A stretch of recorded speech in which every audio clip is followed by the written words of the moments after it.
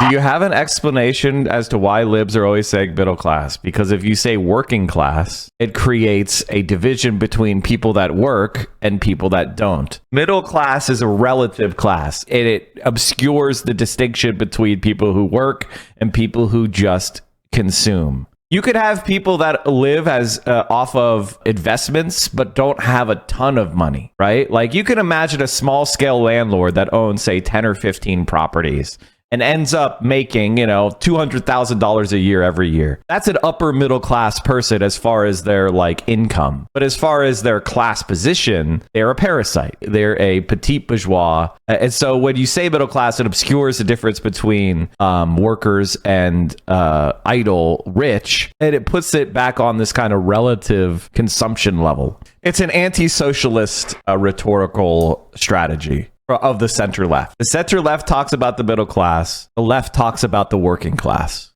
And the other thing is the poor. Center right and centrist politicians never talk about the poor. So that's a big division. Like, does a person talk about the poor ever? Right-wingers attack the poor. Centrists ignore the poor. Left-wingers talk about the poor. So, like, you can kind of figure out where a person is intellectually by whether they reference those kind of, like, rhetorical signals.